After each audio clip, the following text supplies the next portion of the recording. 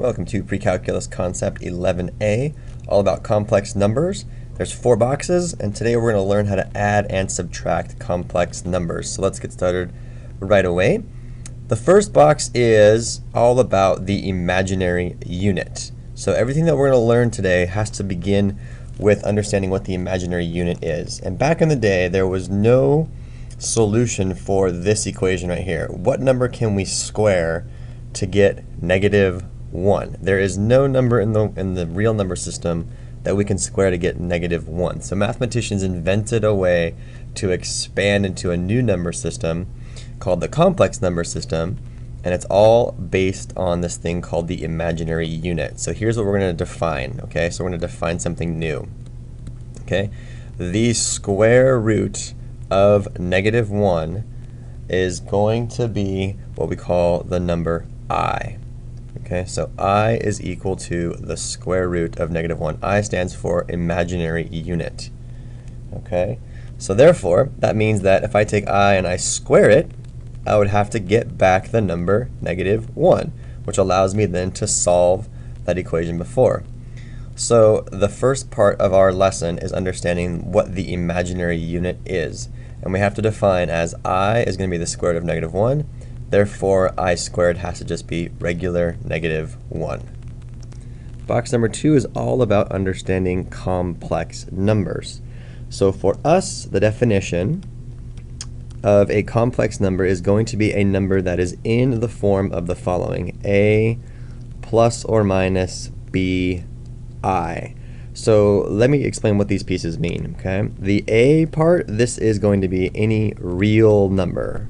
Okay, so any number in the real number system could be like 1, 2, 3.5, whatever, any number in the real number system. This over here is going to be your imaginary number, okay? Imaginary numbers like 5i, 7i, 1i, whatever it happens to be. And then when you put the two of them together, it makes a complex number. Okay, so here's some quick examples of complex numbers, right? 5 plus 3i. This is a complex number.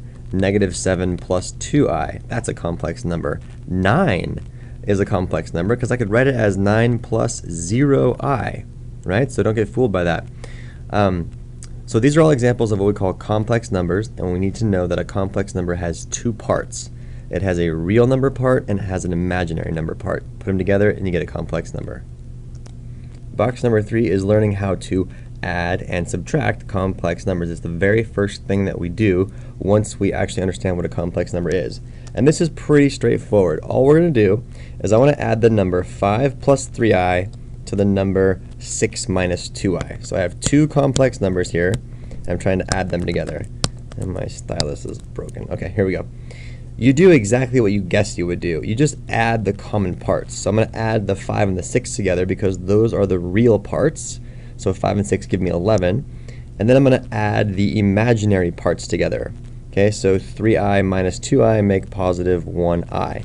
So 11 plus I is the result of adding those two together. Pretty straightforward. Let's do example 2. Let's subtract. So I have negative 5 minus negative 11. So negative 5 minus negative 11 is negative 5 plus 11. That's a value of 6. And then 1i minus a negative 6i is 1i plus 6i, so that makes a positive 7i. So you do exactly what you think you should do. Okay, box 4 is a you try. Go ahead and take 2 plus 6i, so take this complex number and subtract it from this complex number. Remember, you have to distribute that minus sign. Hopefully got the right answer. All you had to do was take 2 minus 12 and get negative 10. And 6i minus a negative I is a positive 7i. So therefore, negative 10 plus 7i is the solution.